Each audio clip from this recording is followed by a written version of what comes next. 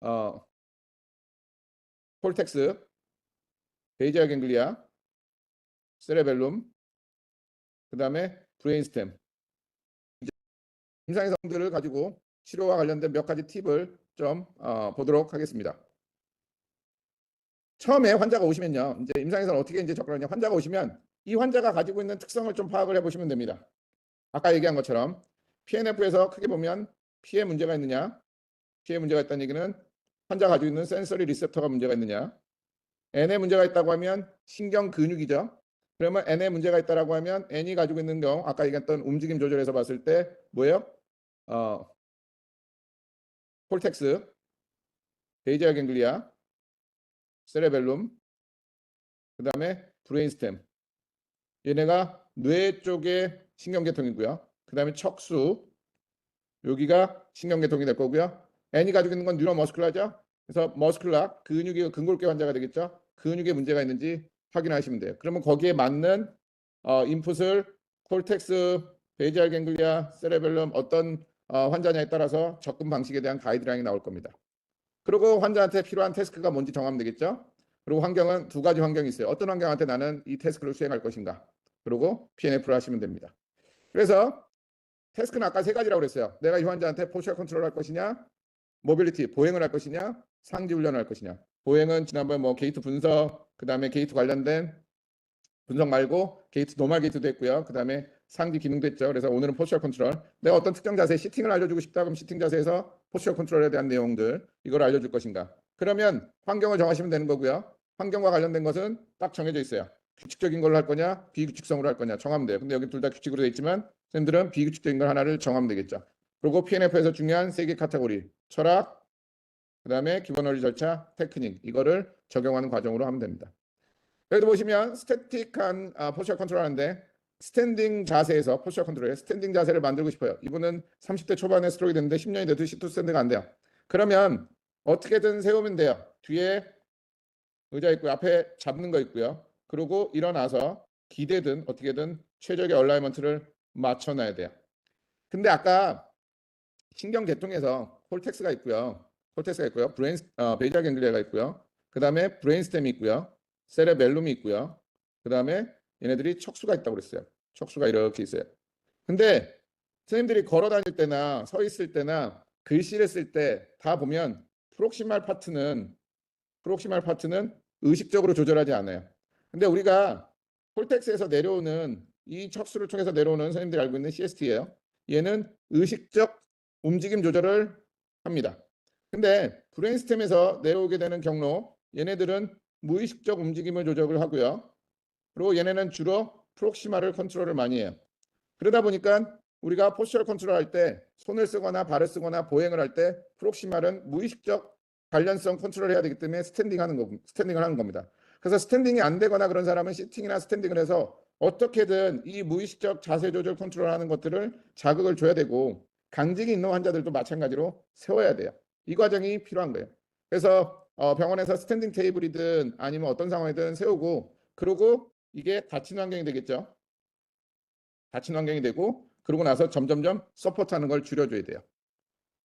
그래서 이분 같은 경우도 서 있을 때 얼라이먼트가 그렇게 잘 맞지 않는 상황인데 이분도 옆에 서포팅을 해서 줄입니다. 이따 이제 뒤에 케이스 가면 서포팅하는 걸 줄이는 거를 운동학습의 원리 쉐이핑이라고 하는 걸 나오게 될 거예요. 왜냐하면 PNF 철학 포지티브 어프로치의 첫 번째 나오는 건 뭐냐면 셋업 포 석세스예요. 어떻게든 성공할 수 있게 세팅을 하고요. 그 세팅한 상태에서 점점점 펑셔널 어프로치하게 챌린징하게 갑니다. 서포팅한 손가락 5개를 줄이면서 점점점 내가 원하는 모양으로 가요. 이걸 쉐이핑이라고 하고요. 그래서 포스처 컨트롤을 좀 더 잘 나오게 하죠. 이 환자 같은 경우도 보시면 TBI 환자인데 서 있으세요 그러면 본인이 혼자 서 있을 수 없어요. 서 있을 수 없기 때문에 손을 지지하고 그다음 옆에 테이블 잡아도 몸이 삐뚤어지고 합니다. 그럼 이 환자들도 어떻게든 서포팅을 해서 세웁니다. 세우면 얼라이먼트를 맞출 수 있게 좋은 상황을 만들어냈어요.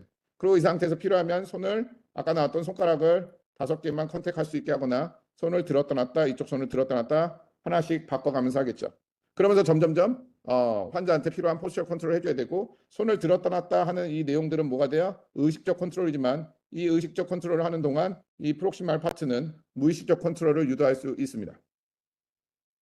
이 환자분들 걸을 때 보면 ME 환자도 이 복도 한가운데서 걸으라고 하면 비대칭이 굉장히 심해지죠. 이쪽으로 많이 가죠. 라이트 햄인데. 근데 이쪽으로 많이 가는 거를 벽에 붙어서 가게 되면 이쪽으로 웨이트 시프팅을 많이 못하게 하죠. 그러니까 이 환자 입장에서는 한가운데를 걸으라고 하면 이쪽 다리를 서컴덕션 하면서 걷기 편해요. 체중을 이쪽으로 가기 때문에. 근데 벽에다 붙여놓으면 이쪽으로 요만큼은 남겨놔야 돼요. 어느 정도 웨이트 시프팅을 해야 되니까. 이걸 많이 못 가니까 이거 나가기가 힘든 거예요. 대신에 환자한테 걸을 때 심한 비대칭은 나오진 않죠. 이분은 서컴덕션이 어마무시하게 많이 나와서 호소하는 것 중에 하나가 이쪽 로베페인 호소를 해요. 똑같은 분이죠. 이분을 위해서 어떻게 하냐? 스탠딩에서 벽에 기대서 얼라이먼트를 맞추게 합니다. 좌우 대칭 얼라이먼트를 맞추게 해요. 그럼 얘도 닫힌 환경에서 얼라이먼트를 맞추고 앞에 나왔던 스태틱 포스처 컨트롤, 다이나믹 포스처 컨트롤 옆에 연결할 수 있어요. 건측선으로 왔다 갔다 할 수 있게 하겠죠. 자, 이분은 보행인데요. 보행을 치료사가 뒤에 있고요. 선생님들이 이분이 손은 아주 잘 쓰는 것도 아니고요. 전혀 못 쓰는 것도 아니에요. 근데 항상 건측손에만 지팡이를 주는 게 아니라 환측에도 줄 수 있는데 양쪽에 지팡이를 주면 두 개가 따로 놀죠. 근데 휠체어 양쪽 손잡이를 두 개를 주면 같이 움직일 수가 있어요. 손이. 그래서 얘를 가지고 걸어가 보세요. 이렇게 합니다. 그렇지. 무릎 구부리면서 와요. 환자가 뒤로 걷는 것도 할 수 있고요. 왜냐하면 이 앞에는 잡고 있고요. 그다음 뒤에서 치료사가 컨트롤하고 있죠. 그렇기 때문에 환자에게 어느 정도 닫힌 환경을 할 수 있어요. 이분은 앞으로도 걷고 뒤로도 걷는 분이에요. 근데 뒤로 걷는 건 아무래도 아까 얘기한 것처럼 열린 환경에 가깝죠. 그래서 환자한테 운동을 시킬 때 어떤 환경적인 부분을 하고 점점 줄여주면 돼요. 휠체어는 환자분이 익숙한 거기 때문에 시간이 지나면서 휠체어보다 워커를 가지고 이렇게 할 수가 있고. 그렇죠. 잘 걸으셨어요. 상지와 관련돼서 닫힌 환경은 저는 이 자세 굉장히 많이 하는데 여기 모서리에 손을 고정을 시킵니다. 아마 상지 집담회 할 때 제가 상지 집담회 할 때 이 얘기는 굉장히 많이 하는 얘기예요. 그리고 이 상지 치료할 때 크로즈 체인을 먼저 하라고 그랬죠. 그러면 이 팔을 들라고 하면 그냥 일반적으로 들라고 하면 환자가 인위적으로 드는 스타일대로 든다고요. 근데 그게 아니라 여기다 고정해 놓고 체중을 왔다 갔다 하게 되면 영상을 보면 왔다 갔다 하게 되면 움직임이 나올 수 있는 게 정해져 있습니다. 익스텐션, 플렉션 이렇게 왔다 갔다 하죠. 그래서 강직이 심하기 때문에 여기 치료사가 어프로키메이션을 하고요. 그리고 나중에 이 손을 가지고 쉐이핑을 하면서 할 수 있겠죠.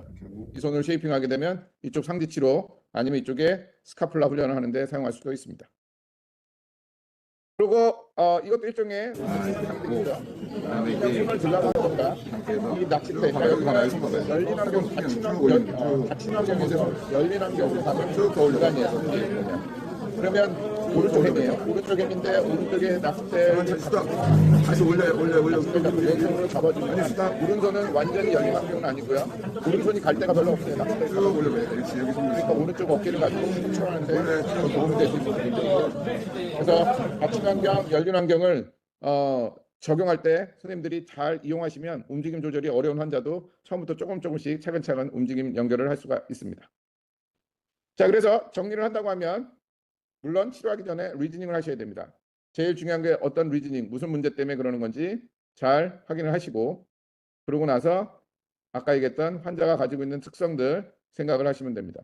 PNF가 가지는 의미는 많아요. 환자한테 필요한 거, 비규칙적인 것부터 하시고요. 환자의 기능을 생각해 보시면 됩니다. 그러면 이 환자는 인디비주얼이 될 거고요. 비규칙성이라는 얘기는 비규칙적으로 하는 건 안 된다는 얘기예요. 규칙적으로 하는 건 환경이 될 거고요. 그렇죠? 포스처 컨트롤은 기능이 됩니다. 그래서 보행이나 상지 기능과 관련된 것도 연결해서 하실 수 있습니다. 자, 이렇게 해서 제가 오늘 준비한 내용은 여기까지 말씀을 드리도록 하겠습니다. 자, 혹시